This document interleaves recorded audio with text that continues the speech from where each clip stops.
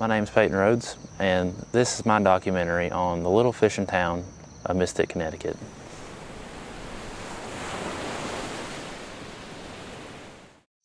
This little town was founded in the early 1600s, which is one of the very few towns that was founded at the time. This place was actually lived in by Indian tribes. To the northwest, the 5 nations of Iroquois Indians dominated the areas from the Hudson River all the way up to the Great Lakes. The Indian tribe that was settled here was called the Pequots. They were fortunately settled just far enough from the Iroquois that they were not harmed for the most part. The Iroquois liked to use this area for trading with the Dutch, and unfortunately that caused some conflict in the early parts of the 1600s. The Pequot War drastically affected the area of Mystic in between the years of 1636 and 1638. In May of 1637, Captain John Underhill and John Mason led a mission through Narragansett's land, along with their allies, the Narragansetts, struck the Pequot tribe within the Mystic area. This event would become known as the Mystic Massacre. On September 21st, 1638, the colonists signed the Hartford Treaty, officially ending the Pequot War with the Iroquois. As a result of this treaty, Indian settlements were completely eradicated from this area, and English settlements began to start in 1640. Throughout the next decade, colonists began to colonize the areas around the Mystic River. As after time passed, this town officially was founded in 1654, being named Mystic.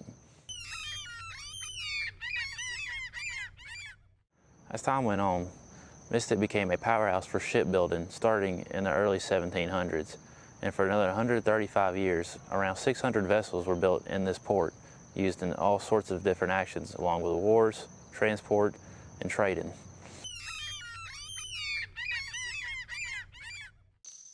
There are several historical landmarks that you could visit here in Mystic, one of which would be the one right behind me, the Mystic River Bridge. This bridge was founded and built in 1922 and has been in use ever since for all of 100 years. Another very popular attraction would be the Mystic Aquarium. This aquarium is very popular within families and is quite large for the area. It features many of the fish that you see out here in the harbor, as long as some other ones you might see trickle in every now and then from the Atlantic. Another famous area that a lot of people like to visit is the Mystic Seaport. The Mystic Seaport includes the original town that many of the workers that worked on these ships lived in, as well as 4 historical landmark ships. These 4 ships were the Morgan, the Dunton, the Sambino, and the Embassy Berry. So, Steve, basically as a kid, you always went up there to Mystic, kind of know the area. Your dad always took you up there. So what was the experience like fishing up there in Mystic as a kid? Yeah, so going up there as a kid, I mean, my parents have been going there since before I was born, and then once I was born, my father actually he started taking me up there, and we would start out with some small stuff like just like father-son. We had some success with that. I mean, some small sea bass and some small porgies and whatnot. Nothing to keep, but just to like get out there. And then as as I started growing up a little more, and we would always go back there every summer, for the open season type of thing. Mm-hmm. So we'd go up there, good, snapper season around there.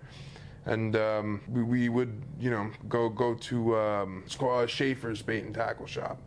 It's right across the street from the pier where we usually fish when we go up.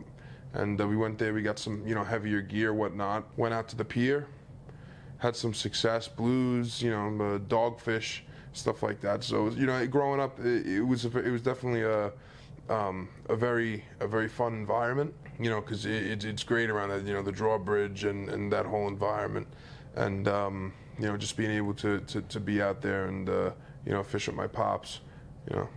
So what was the biggest fish that you have ever caught out there in Mystic? Yeah. So I remember Father's Day. actually. This past Father's Day, me, my mom, my dad, we actually took a trip back up there. And I remember tide was going out, you know, it was fairly late in the day, whatnot. I put a high-low rig with a 2-ounce weight, and I cast it out there, and I'm sitting there for like a half hour. My dad is on the other side, and he leaves, and as soon as he leaves, on the heavier tackle one, something hit the high-low rig and took this thing, and I was like, holy shit. I grabbed the pole, I'm fighting with this thing, and as I'm pulling it up, it's this tremendous clear nose skate. It ended up being the Connecticut state record for the catch and release, 36.5 inches from tip of the tail to the nose. So took a picture of that because I was just astonished next to the tape measure, and you know, I looked it up. I was like, holy shit, this is the you know, this is the real deal. That I think that clear nose skate kind of solidified that unspoken honey hole. Yeah.